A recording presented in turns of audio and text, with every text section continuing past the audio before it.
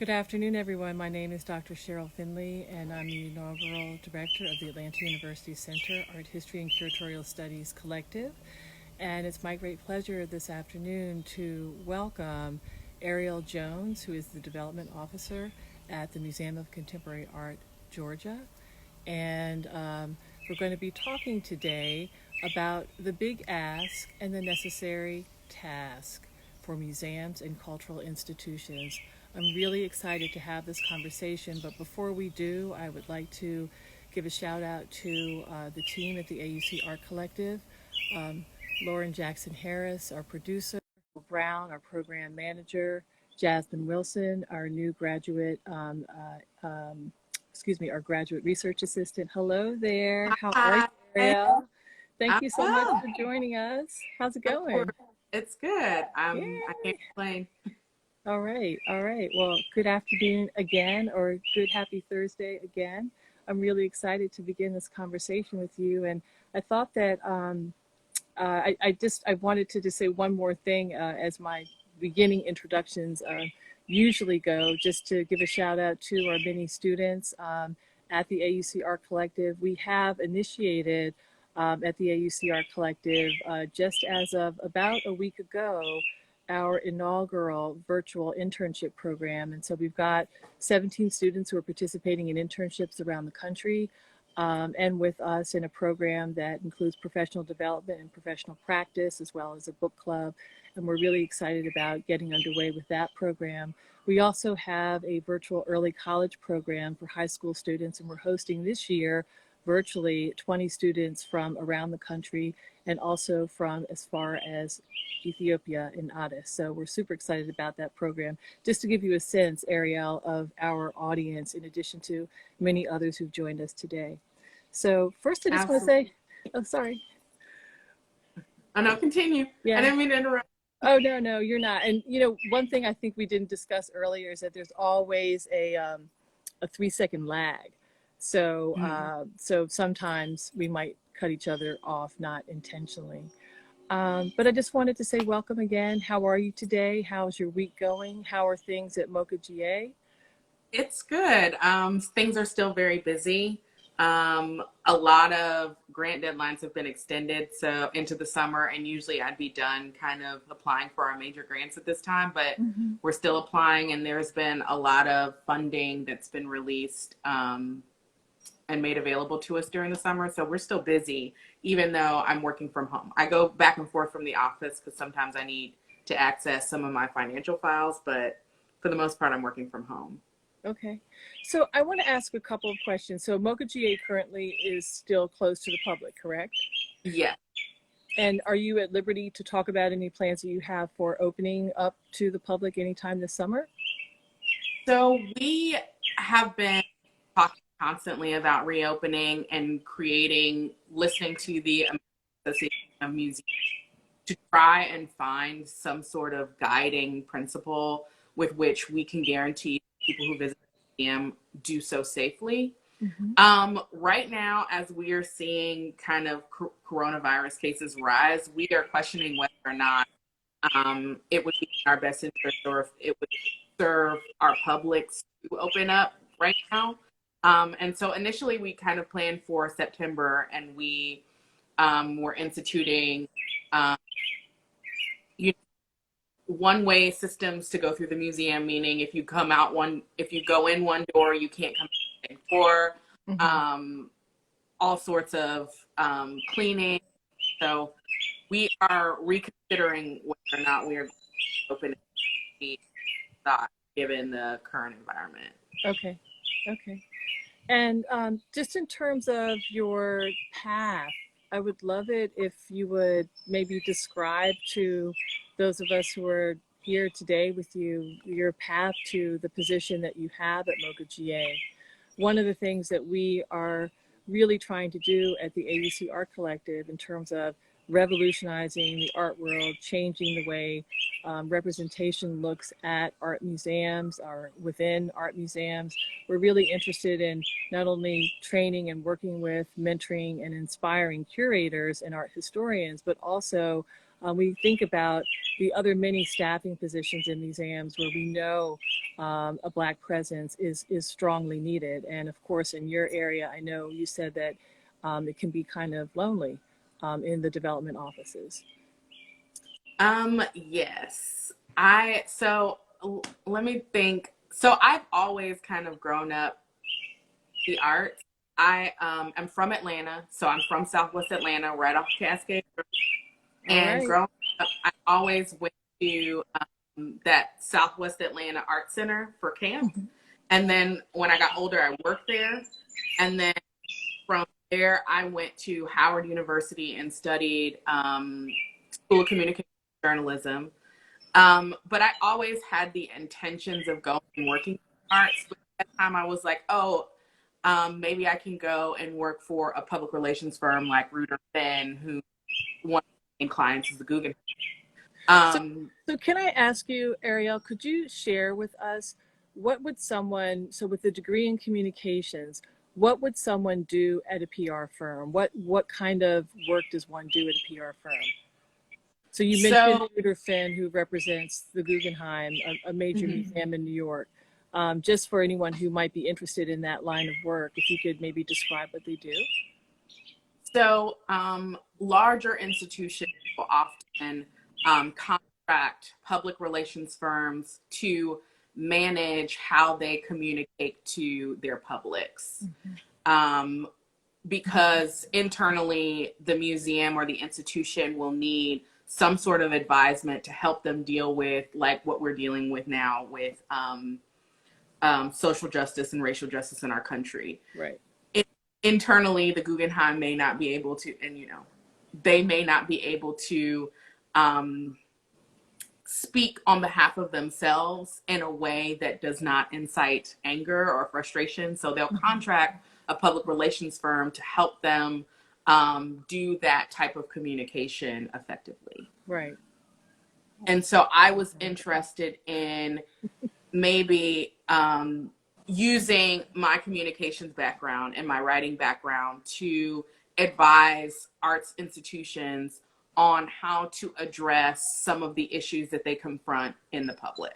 Okay, great.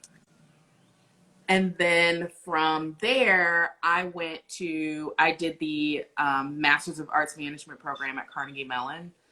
I had a really good friend there who was like, you're an art lady, like you need to do this program and this is great, and do the research. And I got accepted and I did it, and it was great because we studied with students of public policy and information systems. And so I had this really strong understanding of economics and also how institutions plan for themselves strategically. And then from there, I went to Houston, Texas, and worked for a small arts organization called Fresh Arts, and it also kind of operated like a consultancy. How do we advise small arts organizations and independent artists on how to get access to certain levels of funding? Right. And so I did that work for like 4 years. And then I went from there to work for the Center for Hearing and Speech because I wanted kind of a big picture development experience. At the time, they were doing a $22 million capital campaign, and specifically children's health organizations in Texas have a different capacity to fundraise than certain arts organizations. A fundraiser will raise, $3 million versus, we may only break $500,000. Right. So I got a lot of great experience, and then I wanted to come home and be near my family. So I came to Atlanta, and Mokajee was hiring a development officer, and I applied and got the job. Hey.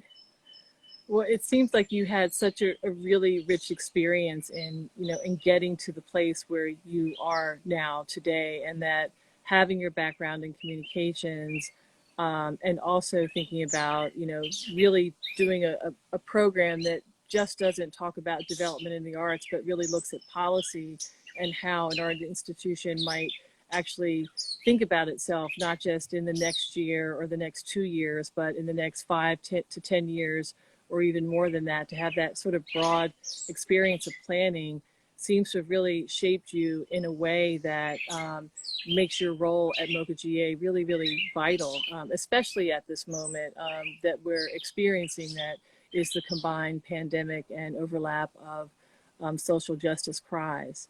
I wanted to ask you, we talked a little bit about this the other day, but the difference between, well, actually I wanted to step back for a second. So you said that this time of the year, and I know it's for many of us who work in, whether it's art institutions or in the academy, it's the end of the fiscal year. So there's a lot of reporting that has to happen, grant applications are due, et cetera. Are there certain time schedules or time frames in which you're actively applying for grants? I know that we, many of us, of course, even with, filing for our federal taxes, we all have had deadlines moved around as a result of the current pandemic. Could you speak to, the kinds of pressures that you might face on a regular basis for applying for funding, what kinds of funding you might be eligible for as a smaller institution versus, say, the largest institution for arts in Atlanta? So I will say that I operate on a very distinctive fundraising calendar, in which I know January, I'm coming out of annual fund where I'm doing individual appeals to donors, asking them to donate to the museum before we enter in the new year, because it's just a pattern for people. People are trying to get rid of money before tax season. Right.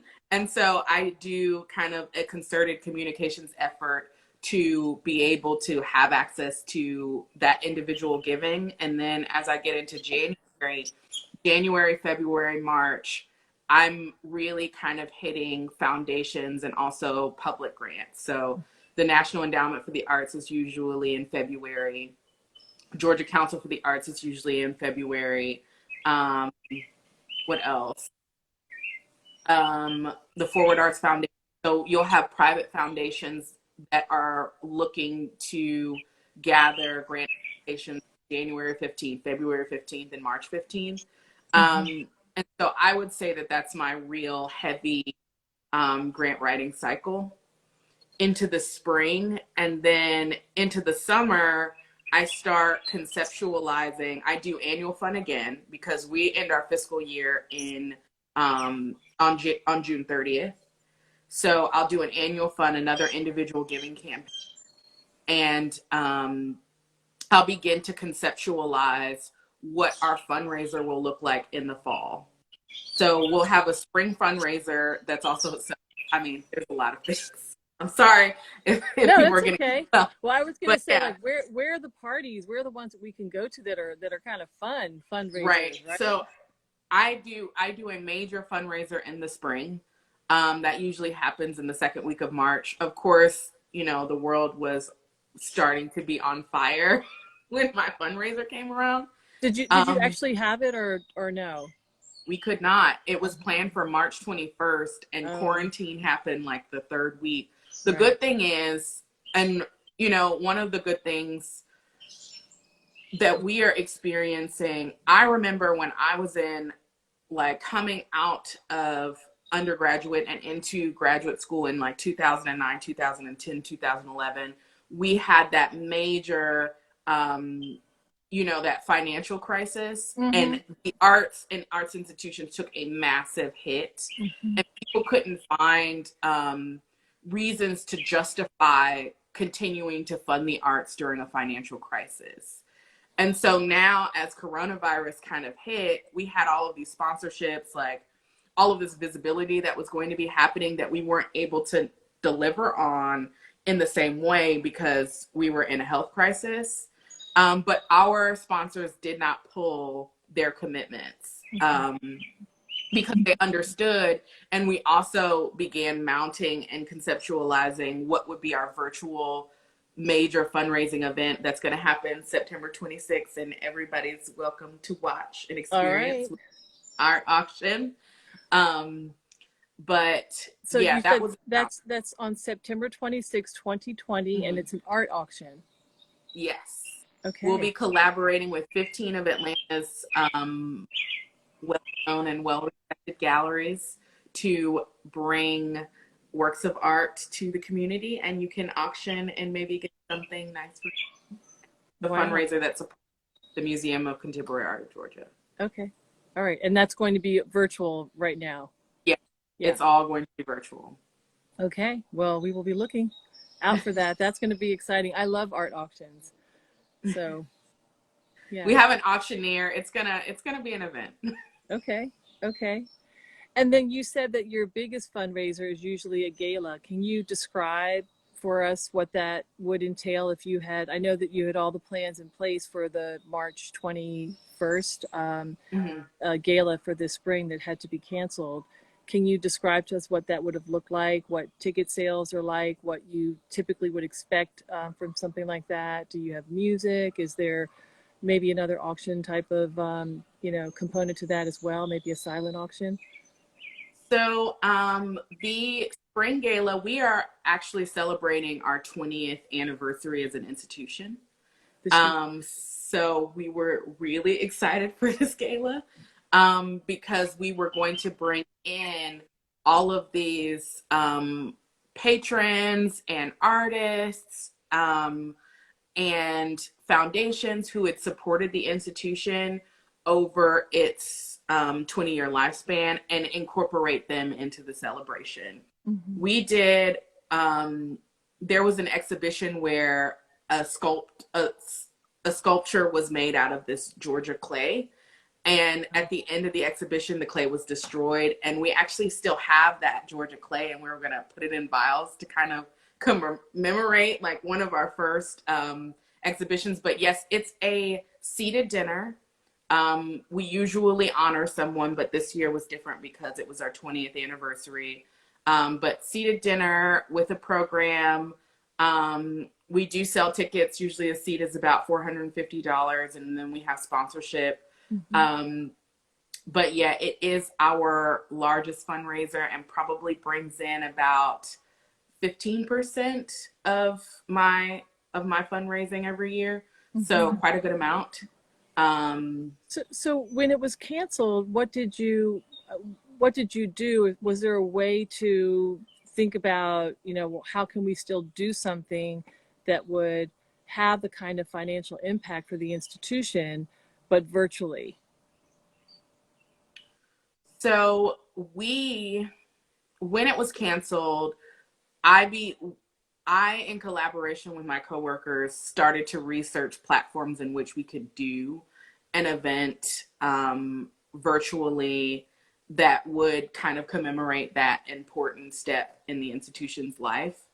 And I think that we weren't so eager. The good thing is there were certain things that we did strategically. Like we are preparing for a move and we're also in a capital campaign. So we are condensing the amount of space and our rental expense is really high. Okay. So strategically we cut about 40% of our rental expense. We also paid attention to the provisions that were made in the CARE Act to see how we could support ourselves while we reimagine our fundraising calendar. Okay. So could I ask a question? And sometimes I ask questions that I'll say I really actually know the answers to, but I just want to make sure we all know. What is a capital campaign? What's the difference between, say, a capital campaign and a fundraiser like the kind of fundraiser gala, the major gala that you just described, or say you also have another component of your work in development, again, development meaning fundraising for the institution, where you apply for grants from a number of different other entities. So could you share what a capital campaign is, please? Of course. And I mean, I'll some things I'll keep secret, but other things. So when I Or just talk a about my, definition. Yeah, yeah, that's, yeah. yeah.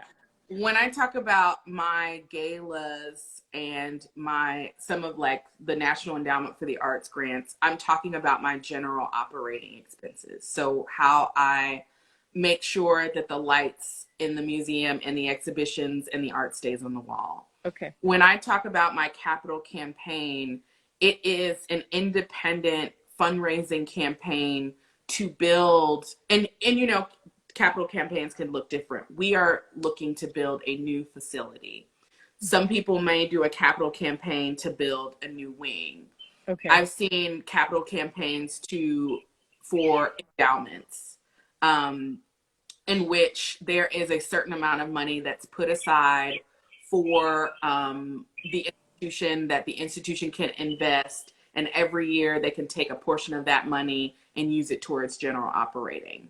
But yes, a capital campaign is a independent campaign that happens for a specific need for an institution, whether it be to build a new building or to build a new wing or to grow your collections. It's just separate from your general operating. Okay. Thank you. Thank you. Um, so, well, what else? We also wanted to talk about some of the exhibitions that you've had in the last couple of years. I know that some of our colleagues at the Atlanta University Center have shown at MoCA GA. But I think before we go there, I wanted to ask you if you might share something for our students who are listening, or for anyone who's listening who might be interested in development, what they might need to do, the kinds of steps they might wish to take in terms of a career path to do the kind of work that you do. You mentioned that there are very few people of color in positions of development at smaller museums and also major museums. And maybe if you could say something about that as well. Like, do you all have, say, an annual conference of museum development professionals? Right.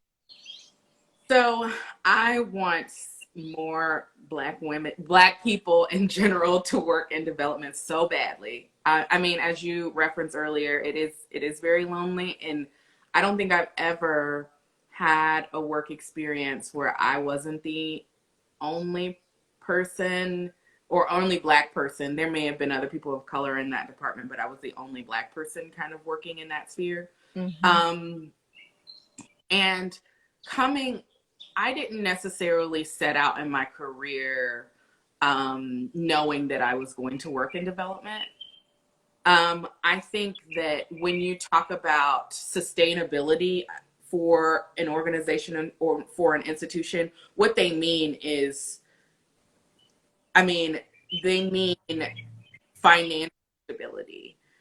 And when you're thinking about building institutions to be more sustainable, you're going to be doing development work and that type of conceptualization for the institution that you work for. And I think that it's critical that people of color exist at the table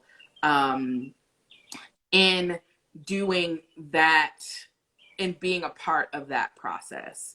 You know, I would agree with you, because I think that the conversation, quite frankly, about sustainability and about diversity, equity, and inclusion has shifted in, you know, the last 5 to 10 years to actually include sustainability. That DE and I work is work of sustainability, right? Right.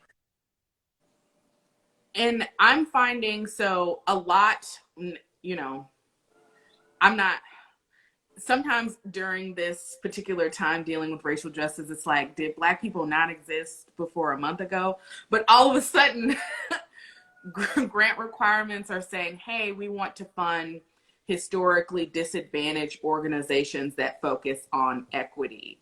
And the reality is that historically, our organizations, or I guess what you would say Black organizations, or organizations that have been focused on dealing in communities of color, just have not had access to the funding that Other mainstream, a Guggenheim or a High. And also, in not having access to the funding, you haven't had access to the experience, to the relationships, and also exposure to the work and what it is. Right. When you're thinking about building the foundations of any institutions, you are going to need to understand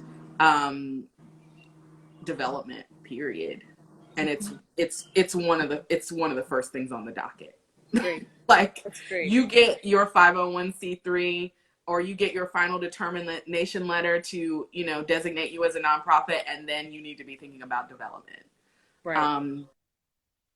And so I really want people who are interested in doing museum work to understand how critical that knowledge is to keeping an institution alive, and that we need to be present in those conversations and in that decision In those spaces. Yeah, definitely. Definitely. And I think you make a really important point, because there's I think many really, really valuable and committed organizations that have done the hard work of applying for and obtaining the 501c3. But then if you don't have the people in place to do the follow through to continue to do the fundraising, sometimes many of these institutions are so small that they don't, but you need someone, maybe even like yourself, who's a consultant, to help them to think about how they can strategically go out and continue to raise the funds that they need to in order to operate. Right. Yeah. So we have some images, and I also wanted just to say to anyone, if you have questions, there's a question function here in IG Live. If you just want to pose your questions there, please feel free to. We will get to your questions. And can I show some images? Would you like for me to show some images? Absolutely. Yeah. Thank you for sharing them. Okay. I don't know. Let's see. I'm not sure exactly what order they're in. So, or do you want to tell me what I can begin with, or should I just show you maybe with Cosmo's exhibition? Of course. Yeah. Yes. Yes. Okay. I'm happy. So this exhibition happened in the fall of 2019 and then continued into January. And what was kind of beautiful about it is that he commissioned this beaded curtain. So this is Cosmo White.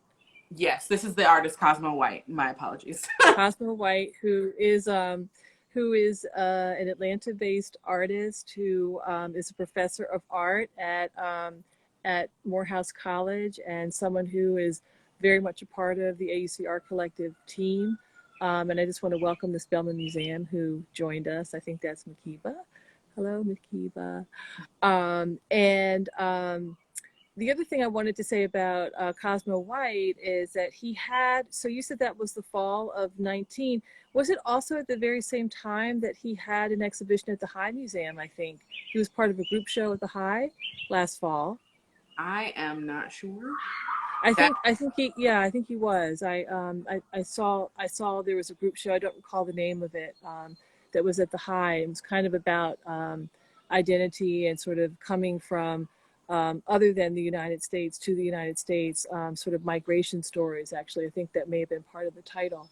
But the other thing I wanted to say about Cosmo too, just in terms of, his practice and the work that he does with our students, the work that he does in mentoring students, especially in the studio, is that he's an artist to really look out for, because he's going to be, I believe, one of the artists exhibiting in New Orleans at Prospect number 5, that's being now postponed until the coming year, the fall of 2021. So that's super exciting too. Yeah. I've always to attend Prospect. I always see Carol Walker does like really interesting and engaging work, and her father, Larry Walker, is actually on our board of directors. Oh wow, that's great. Mm-hmm. That's wonderful. So tell us again about this work that Cosmo did for this installation, and I think it was part of a larger studio program, right, or residency program? Yes, Mocha GA has an awards program that we give out to 3 artists every year called the Working Artist Project Fellowship, and we will actually be announcing the winners for this upcoming year next week. Mm-hmm. And what it is we give $50,000 exhibition space. We pay for your studio apprentice, and you get to work for a year on a collection of new work that will be exhibited in the museum for about 9 weeks. That's And so, really yeah. And so this is a photo from Cosmo White's Working Artist Project exhibition. okay. Thank you. Origins and Belonging, drawn from Atlanta. Okay, this was the show that was at the High. Thank you very much. Thank you. Yes, that was a great show. And so I think we have a couple of other images from this exhibition. And you said that it's up for about 9 weeks, Yeah, ultimately? the That's shows great. are for 9 weeks. Okay. I'm going to go to another one that includes that same. Could you say something about this piece here? Is that the same one that we were just looking at, or is that opposite? I feel like that's opposite. So it's the same angle. It was a piece that you had to walk through to get into the gallery. What is it Um, made of? and so it is this large scale beaded curtain. And it was commissioned, and you had to paint the individual beads.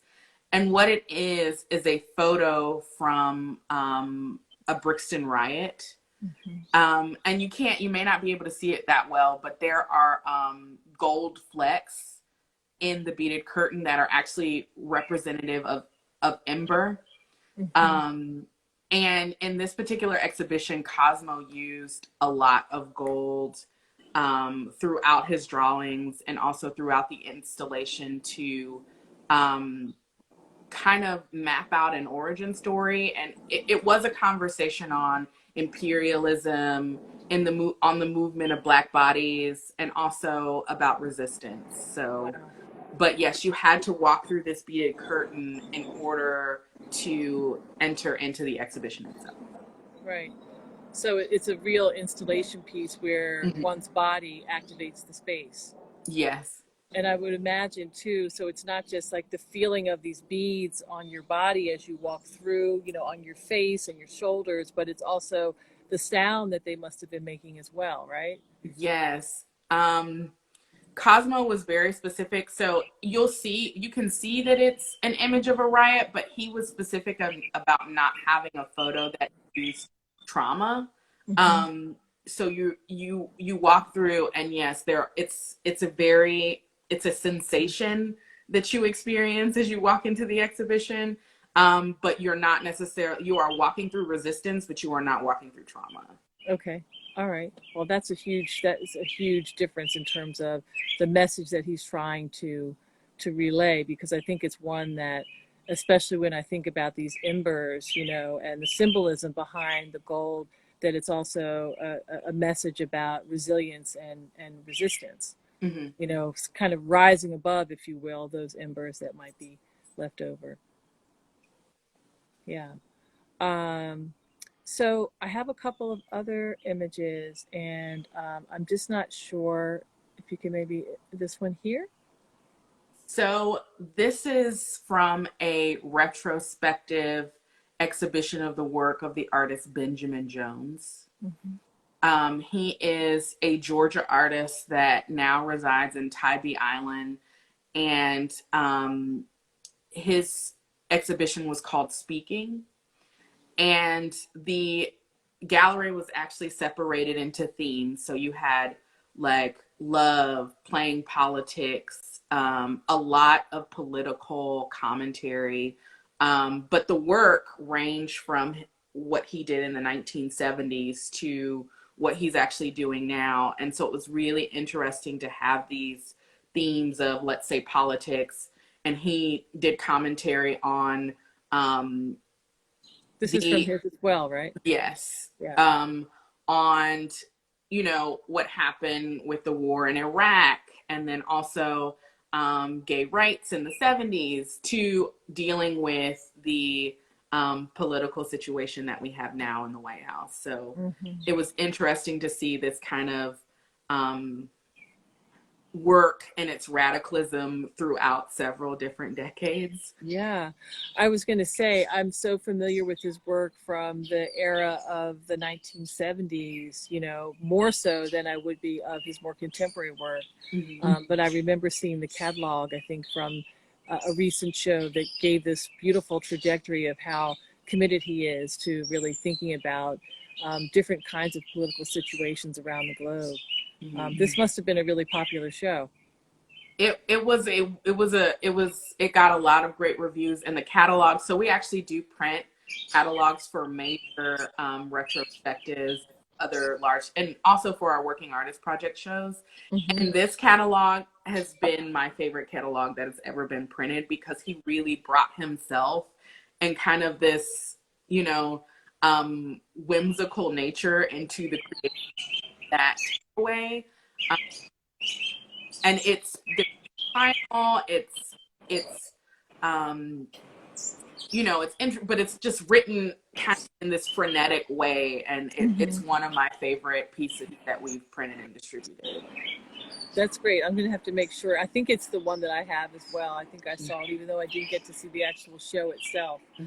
I think I received a copy from Ben himself. So this was a retrospective, you said, and it was not necessarily part of the residency program that Cosmo was part of, correct? Correct.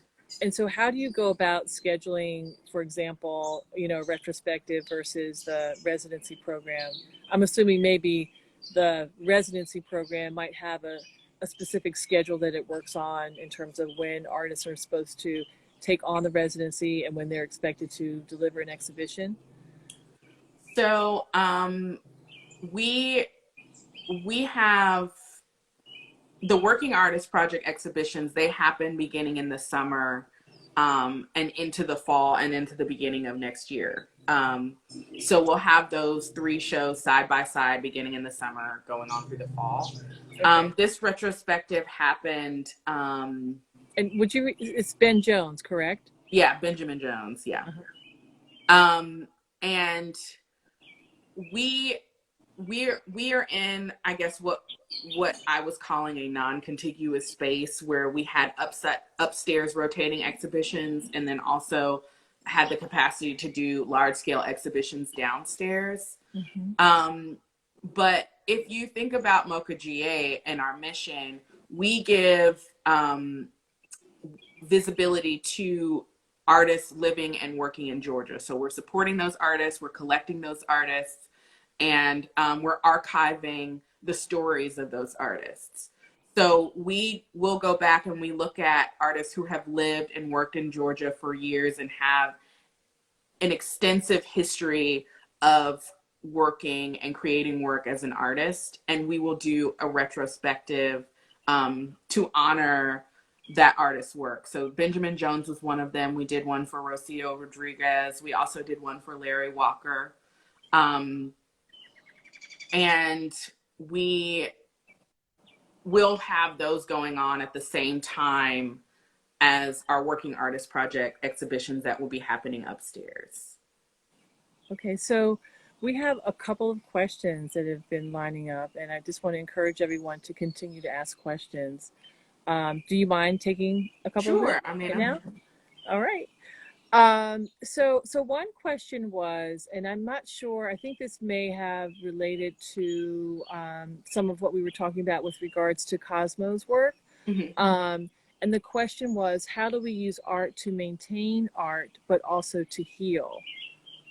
So how can we think about, maybe if there's some, I don't know if there are examples here that we were discussing. Like I'm thinking about even the example that we showed and saw earlier of Cosmo's work, that it seems to me that, you know, just this act of, you know, walking through something that he has constructed. And also I think about in this particular work, this beaded curtain, which, you know, could reference, say, you know, the 1970s, 1980s era, around the time when there were, you know, multiple riots in Brixton.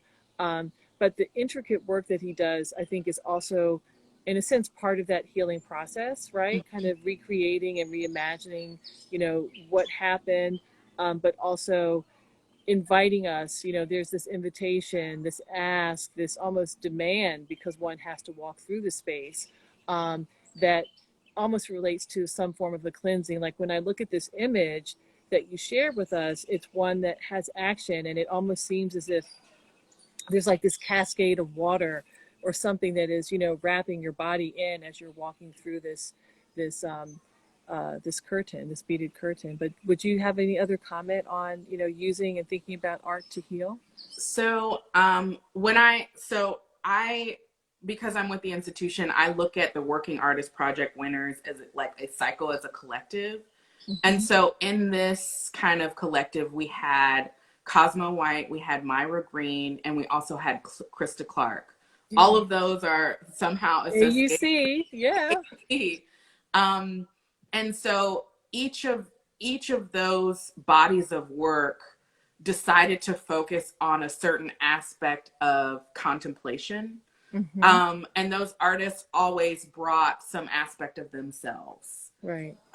If we're looking at this particular image, we have what is this imported fish, um, this salted fish, and it was actually plotted with a bunch of gold points, Mm. alongside a speaker system that's blasting a conversation that Cosmo White would be having with, I think, an uncle, while he's frying fish, and he's speaking with this heavy, heavy Jamaican patois. Yeah. And so you have two pieces. One is this fish that is actually representative of what you would feed to slaves, with gold plotting of how maybe that trade or those people were transported and dropped. So a conversation about slavery and also about imperialism and colonialism, alongside kind of the familial aspect, or the identities and the home and the comfort that came from or resulted from that dragging and dropping of peoples. Mm-hmm. And so I think that each of those exhibitions, those artists brought a lot of themselves and invited the museum audience to come in and participate in their identity work, and through that participation contemplate and also reach a certain level of healing. And I thought Mm-hmm. that those shows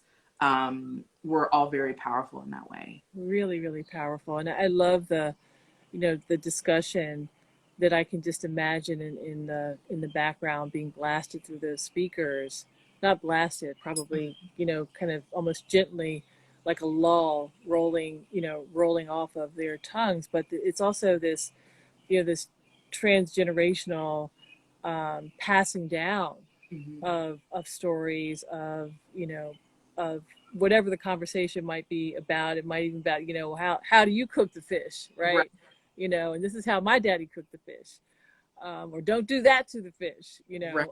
but those kinds of conversation, I was imagining that beyond walking through the beaded curtain, that there had to have been also some sonic element to the exhibition.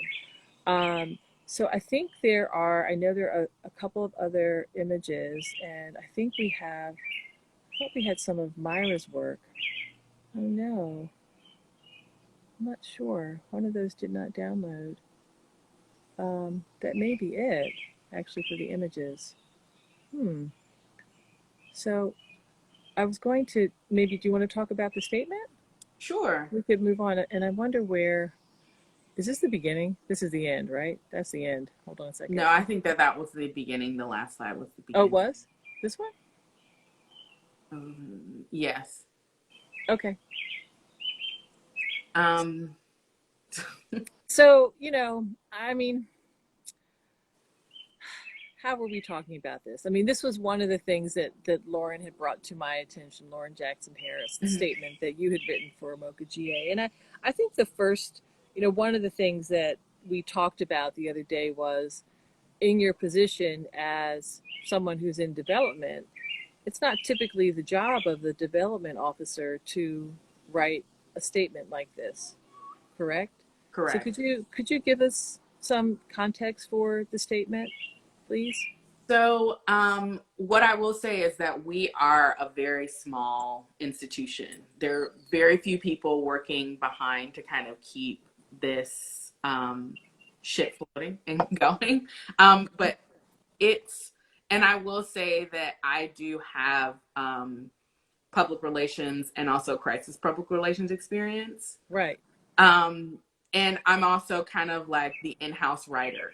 So people are like, hey, like articulate this. And that's kind of become one of my implicit roles. Mm-hmm. I think that as we all kind of experience what happened after everyone witnessed the video of George Floyd being lynched, um, there was kind of this guttural reaction, and a lot of institutions and corporations kind of rushed to say something.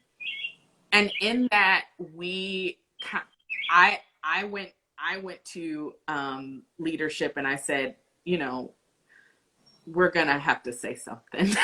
We're gonna have to say something as an institution, because if we are silent, then of course everybody said we are complicit. Right.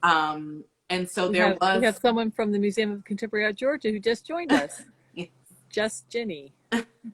Oh, that's my friend. She works with the State Department. But so we kind of had a collaborative conversation about, okay, how do we address this as an institution?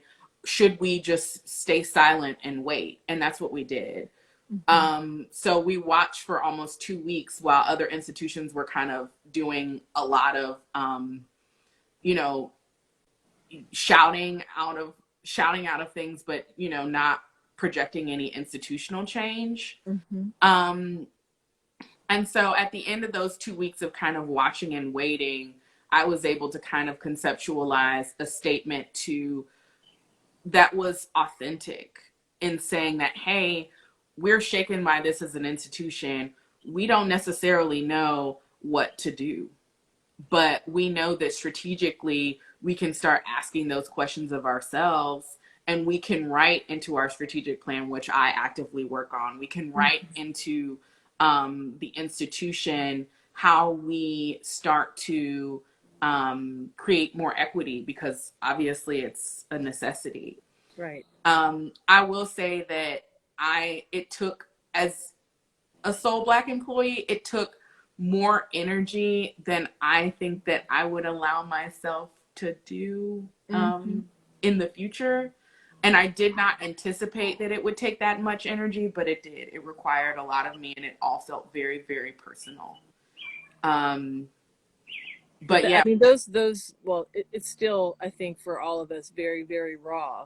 And it's like because it's almost like a re-experiencing, of what we already know is something that is systemic, that's been going on for the moment that we set foot here 400 years ago. But it's almost like, in having to respond in this way, it it kind of reopens and exacerbates those wounds even more, right? And that you have to kind of you know take yourself out of that space almost, and then go back in again, and that it's yeah, it's difficult. It's difficult work. And also, institutions don't change overnight, right? So you write a statement, from your experience, and it still has to go through the board of directors. Like, it Correct. still has to travel through an institutional pipeline in order for it to be public. And that opens itself up to be reintroduced to those small microaggressions. In a way, it can. And so you open yourself up to doing something deeply personal, and then you still have to take it through the gaze of the institution. And I don't know, it's a lot. It's a lot. And it's complicated because of those different layers. And I think that one of the things that we all applaud you for as an institution in taking the time, being contemplative, assessing the institutions around you, whether they be in Georgia or other parts of the country, is that we also saw, of course, the backlash against some who have, um, maybe spoken too quickly, or used the work of Black artists to suggest that a certain form of solidarity is forthcoming from an institution. And I know that on Friday, when we met with um, our students who are in the internship program, we had a joint meeting with students who are in an internship program at Oberlin College with their museum there, and then our students at the AUC Art Collective, along with Tyree Boyd Pates and the head of education, Hannah, who's at the Allen Memorial Art Museum, and Rachel Brown on our program, the program manager. And part of the conversation that we had with these other interns, it wasn't just to get them together to say, you all are all doing, curatorial studies, museum studies, art history internships this summer. And, wouldn't it be great to get to know someone else who's doing something else like you at a different institution on the other, not other side, but north of you or south of you. But it was also to talk about the moment and these statements. And we had conversations, about the statements, about the efficacy of the statements.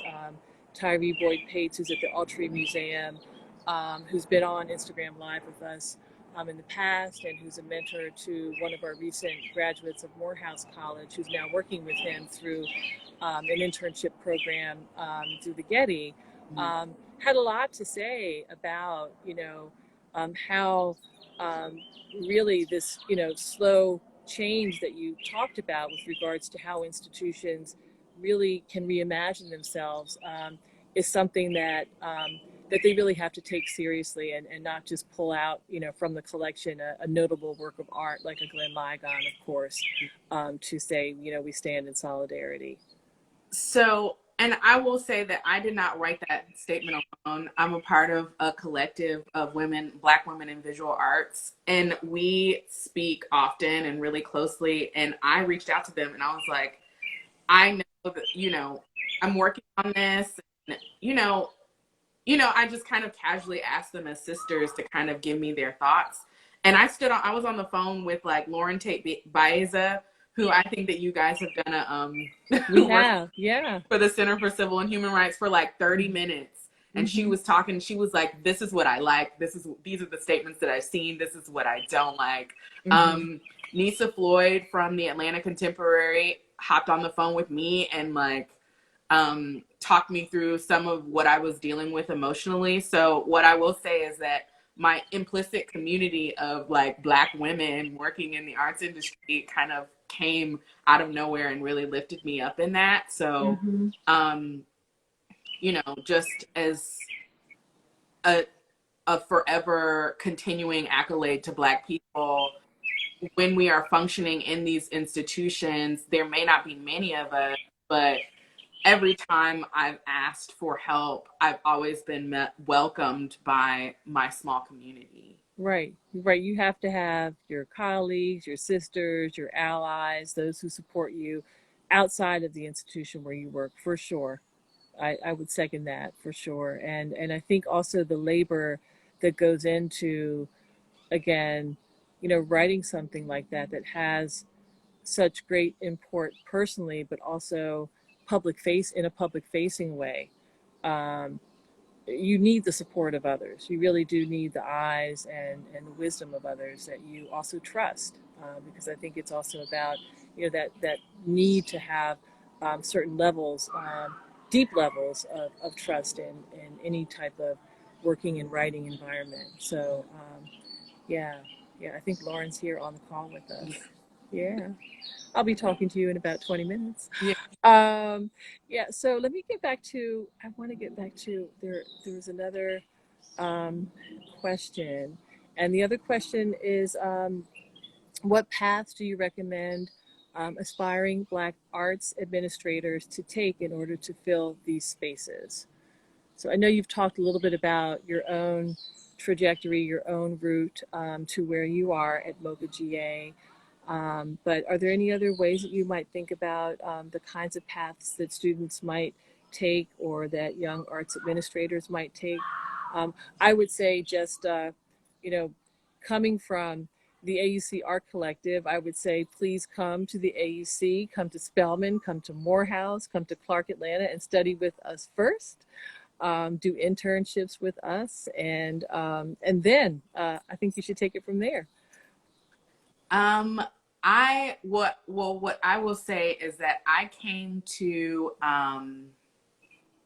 and I'm trying to remember so many things, but I came to a program at Spelman about Kathleen. Oh my gosh. Oh, this was Lee Rayford, right? She spoke about Kathleen Yes. Cleaver. Yes. About Kathleen Cleaver. Right. So we have, as part of our program, every year we have a series of lectures, distinguished lecturers come. And in our inaugural year, we had Dr. Lanice Williams, who came from UNC Chapel Hill. We later had Dr. Lee Rayford from UC Berkeley, who spoke about the work of that she's doing on the activist Kathleen Cleaver, who's also in Atlanta, and a photography collection, a family album that she has. And then we had also Dr. Deb Willis from NYU, who presented as part of that series. So, I mean, of course, go to Howard too, but I came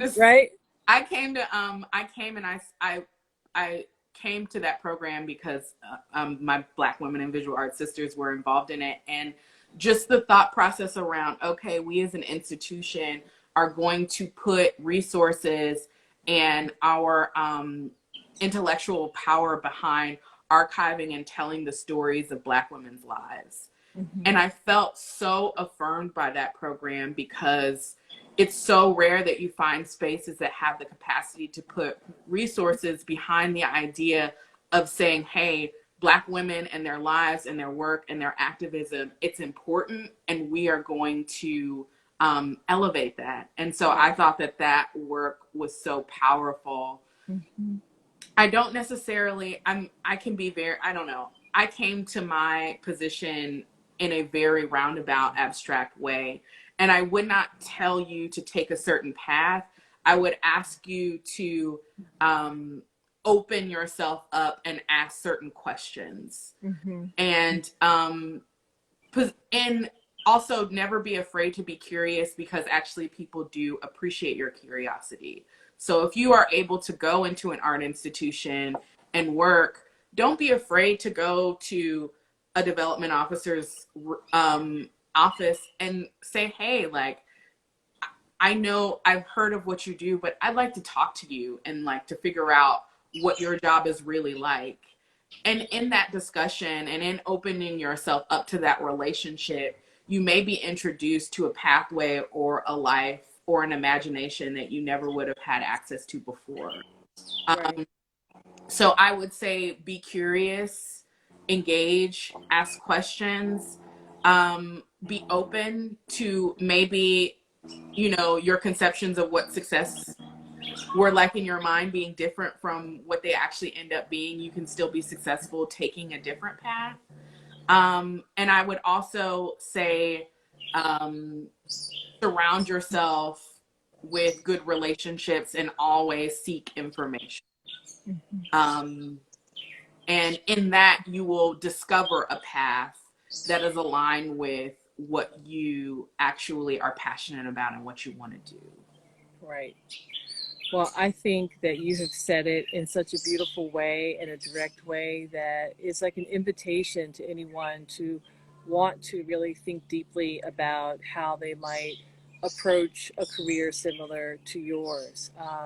And I love that you've talked about collaboration. You've talked about the way that it's so important to have mentors and friends and sister scholar colleagues reading your work, people that you can work with that will always have your back. That's so important.